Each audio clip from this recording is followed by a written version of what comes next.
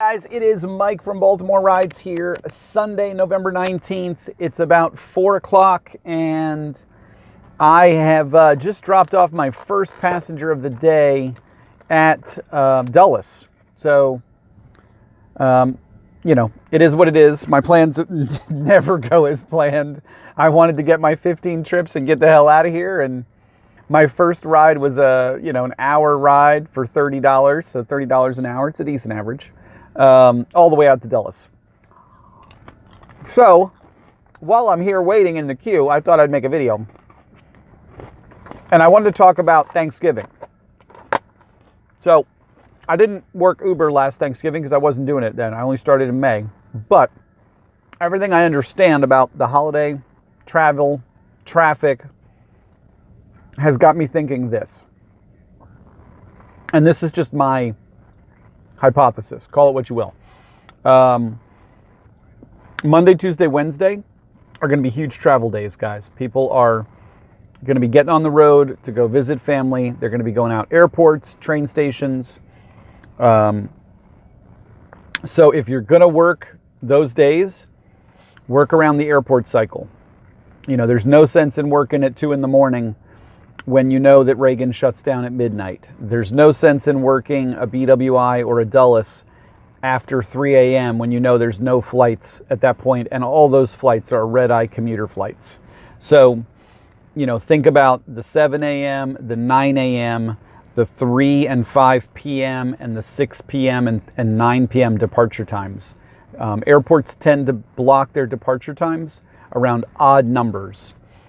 So, if you look at most flights going out and or most flights coming in, they're always locked in typically around an odd number. Now, they do stagger them. Some of them, it's like every 20 minutes, every 10 minutes, honestly. But the peaks are, 9 p.m., 7 p.m., 9 a.m., 7 a.m., and then there's obviously kind of that middle zone during the middle of the day where it varies. So, Wednesday morning is going to be a busy airport rush. I think Wednesday evening is going to be a good airport rush. Friday is Black Friday. And that means one of two things. If you're working the morning shift, you probably want to hit the road earlier. A lot of the stores open as early as 4 a.m. on Black Friday. Some of them are open all night long from Thanksgiving night on.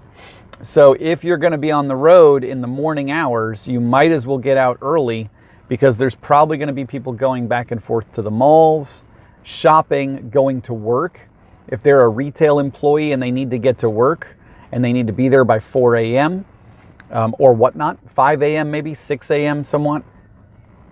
So think about those early morning hours. And then if you're working a Friday evening, there's not going to be much of a rush hour, but you'll probably see a lot of people going out drinking Friday night. They did their family stuff on Thursday, and now they have the rest of the long weekend to party. So that's my thought process around this Black Friday / Thanksgiving holiday. I will not be driving on Thanksgiving. There probably will be some business on Thanksgiving. I'm sure people will be going, to parties, to family, to whoever's hosting Thanksgiving that year. But excuse me, guys, I just took my shoe off for a minute because something's in my foot. But I will not be working Thanksgiving. I'm going to spend that with my family.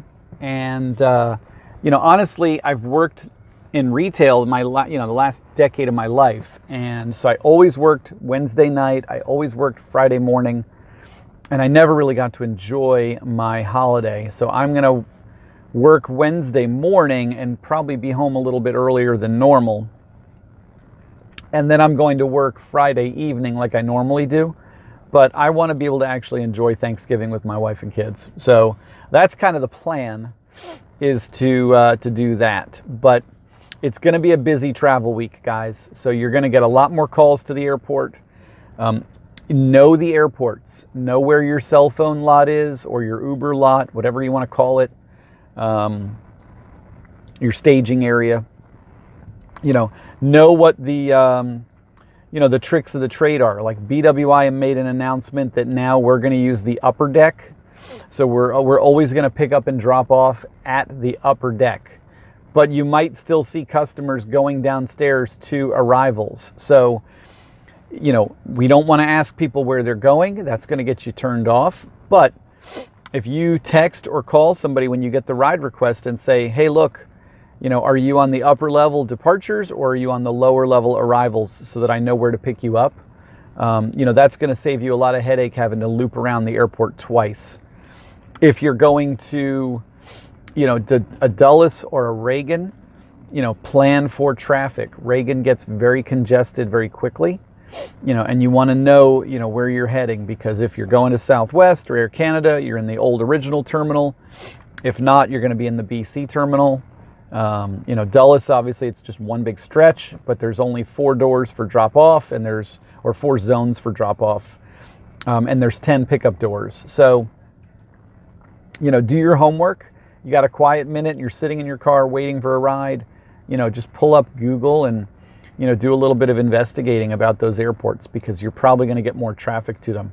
The same goes with Penn Station, Union Station, DC, Baltimore. You're going to get some people going out on trains as well, and those areas get congested very quickly.